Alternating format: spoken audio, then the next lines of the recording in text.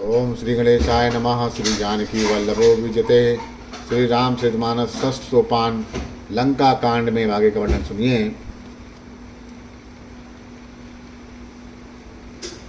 देव बचन सुनि प्रभु मुस्काना, उठ रघुवीर सुधारे बाना। जटा जूट दृढ़ बांधे माथे, सुई है सुमन बीच बीच गाथे। देवताओं के वचन सुनकर देवताओं ने कहा, प्रभु अब इस रावण को खत्म कर दो, सीता जी बहुत दुखी हो रही हैं।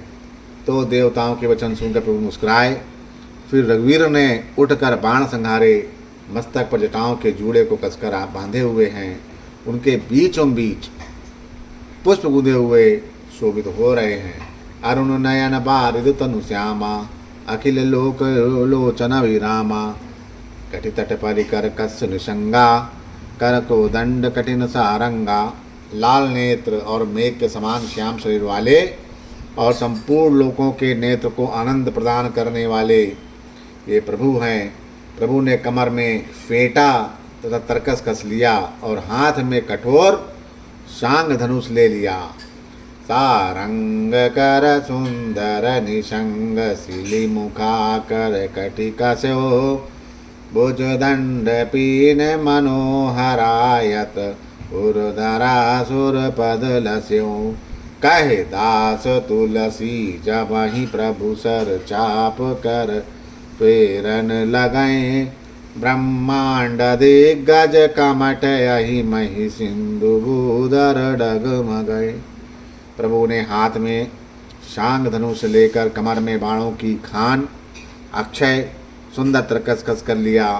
उनके भुजदंड पुष्ट है और मनोहर चौड़ी छाती पर ब्राह्मण भृगु जी के चरण का चिन्ह शोभित है। तुलसीदास जी कहते हैं, ज्यों ही प्रभु धनुष बाण हाथ में लिए लेकर फिराने लगे, त्यों ही ब्रह्मांड दिशाओं के हाथी, कच्छप, शेष, पृथ्वी, समुद्र और पर्वत सभी डगमगा उठे। शोभा देखी हरिशुसुर, बरिसहि सुमन अपार। जय जय जय करुणा निधि, छवि बल गुण आगार। भगवान की शोभा देखकर देवता हर्षित होकर फूलों की अपार वर्षा करने लगे। शोभा, शक्ति और गुणों के धाम करुणा निधान प्रभु की जय हो जय हो जय हो, इस तरह से पुकारने लगे। यही बीच निशाचरयनी, कसम सात आई अति घनी। देख चले सन्मुख कपि भट्टा, प्रलय काल के जनुगन घट्टा। किसी बीच निशाचरों की अत्यंत घनी सेना कसमसाती हुई आपस में टकराती हुई आई। उसे देखकर वानर योद्धा इस प्रकार उसके सामने चले जैसे प्रलय काल के बादलों के समूह चल दिए हों। बहु कृपान तरवारी चमकहीं, जनु दह दिस दामनी दम कहीं।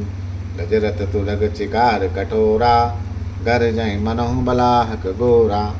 बहुत से कृपाण और तलवारें चमक रही, मानो दसों दिशाओं में बिजलियां चमक रही हों। हाथी, रथ और घोड़ों का कठोर चिघाड़ ऐसा लगता है मानो बादल भयंकर गर्जना कर रहे हों। कपिल अंगूर विपुल नभ छाए, मनहु इंद्रधनु हुए सुहाए।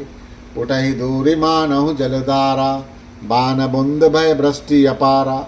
वानरों की बहुत सी पूंछें आकाश में छा गईं। वो ऐसी शोभा दे रही हैं मानो सुंदर धनुष उदय हो गया हो। धूल ऐसी उठ रही मानो जल की धारा हो। बाण रूपी बूंदों की अपार वृष्टि हुई। दोह दिस पर्वत करही प्रहारा, वज्रपात जनु बारही बारा। रघुपति को पे बाण झर लाई, घायल भय निश्चर समुदायी।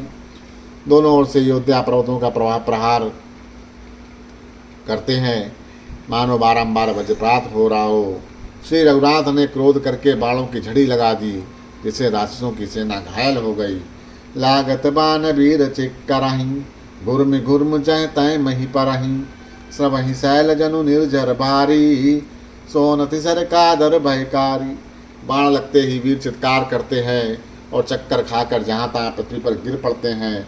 उनके शरीर से ऐसे खून बह रहा मानो पर्वत के भारी झरनों से जल बह रहा हो।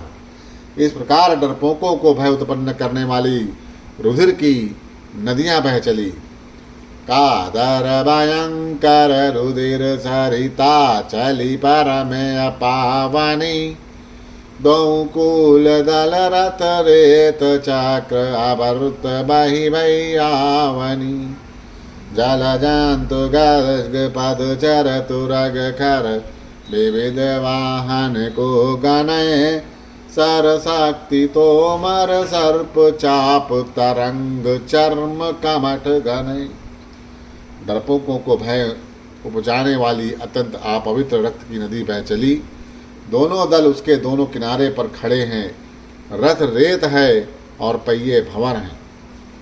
वह नदी बहुत भयानक लग रही, बहुत भयानक बह रही है। हाथी, पैदल, घोड़े, गधे, अनेक सवारियां ही इनकी गिनती कौन करे। नदी के जल जंतु हैं, बाण शक्ति और तोमर सर्प हैं, धनुष तरंगे और ढाल बहुत से कछुए हैं। वीर परहि जनु तीर तरु मज्जा बहु बह भेन कादर देख डरहि तहाँ शुभ टाइम के मन चैन। वीर पृथ्वी पर इस तरह से गिर रहे हैं मानो नदी के किनारे वृक्ष ढह रहे हों। बहुत सी मज्जा बह रही, वही फेन है। डरपोक जहाँ इसे देखकर डरते हैं वहीं उत्तम योद्धाओं के मन में बड़ा सुख होता है। मज्जहि भूत पिशाच बेताला प्रमत माह झोटिंग कराला काक कंक लय भुजा उड़ाही एक तछीन एक लय खाई। भूत पिशाच बेताल बड़े बड़े झोंटों वाले महान भयंकर झोटिंग और प्रमथ या शिवगण उस नदी में स्नान करते हैं। कौवे और चील भुजाएं लेकर उड़ते हैं और एक दूसरे से छीन कर खा जाते हैं। एक कहीं सौ सौ घाई सटहु तुम्हारा दरिद्र न जाई कहरत भट घायल तट गिरे जाता मनहु अर्ध जल परे। एक कहते हैं, अरे मूर्खों, ऐसी सस्ती है या बहुतायात है, फिर भी तुम्हारी दरिद्रता नहीं जाती। घायल योद्धा तट पर पड़े करा रहे हैं मानो जहाँ तहाँ अर्ध जल। वे व्यक्ति जो मरने के समय आधे जल में रखे जाते हैं इस तरह से पड़े हों। कहीं चाही गीदयात तट भाए कहीं चाही गीदयात तट भये जनु बंसी खेलत चित दये बहुबट बहाई चढ़े खग जाही जनु नवारी खेलही सरी माही। गीद आते खींच रहे मानो मछली मार नदी तट से चित लगाए ध्यानस्थ होकर बंसी खेल रहे हों, बंसी से मछली पकड़ रहे हों। बहुत से योद्धा बहे चले जा रहे हो, पक्षी उन पर चढ़े चले जा रहे हैं मानो वे नदी में नौका कीड़ा खेल रहे हों। जोगनि भरी भरी खप्पर संचहि भूत पिशाच बधू नभ नंचहि बट कपाल कर ताल बजावहीं चामुंडा नाना विध गावहीं। योगनियाँ खप्परों में भर भर कर खून जमा कर रही, भूत पिशाचों की स्त्रियां आकाश में नाच रहीं, चामुंडाएं योद्धाओं की खोपड़ियों का करताल बजा रही हैं और नाना प्रकार से गाना गा रही हैं। चंबुक निकर कट कट कटही चंबुक निकर कट कटक कट कटही खायू आही अगाही दपट्टही कोटही रुंड मुंड बिन डोलही सिर पर मोही जय जय बोलही। गीदड़ों के समूह कट कट कर शब्द करते हुए मुर्दों को काटते हैं, खाते हैं, हुआ हुआ करते हैं, पेट भर जाने पर दूसरों को डांटते हैं। करोड़ों धड़ बिना सिर के घूम रहे और सिर पृथ्वी पर पड़े जय जय बोल रहे हैं। बोलही जो जय जय बोलही जो जय जय मुंड रुंड प्रचंड सिर बिनु धावही कपरही खगयलु जो जही सुबट बटहि ढहावही बानर निशाचर निकर मरदहि राम बल दर्पित भये संग्राम अंगन सुबट सोवही राम शरण करही हुए। कटे सिर जय जय बोलते हैं, प्रचंड रुंड धड़ बिना सिर के दौड़ते हैं, पक्षी खोपड़ियों में उलझ उलझ कर परस्पर लड़ते मरते हैं, उत्तम योद्धा दूसरे योद्धाओं को ढा रहे हैं। श्री रामचंद्र जी के बल से तर्पित हुए वानर राक्षसों के झुंड को मसल डालते हैं। श्री रामचंद्र जी के बाण समूहों से मरे हुए योद्धा लड़ाई के मैदान में सो रहे हैं। बोलो सियावर रामचंद्र की जय।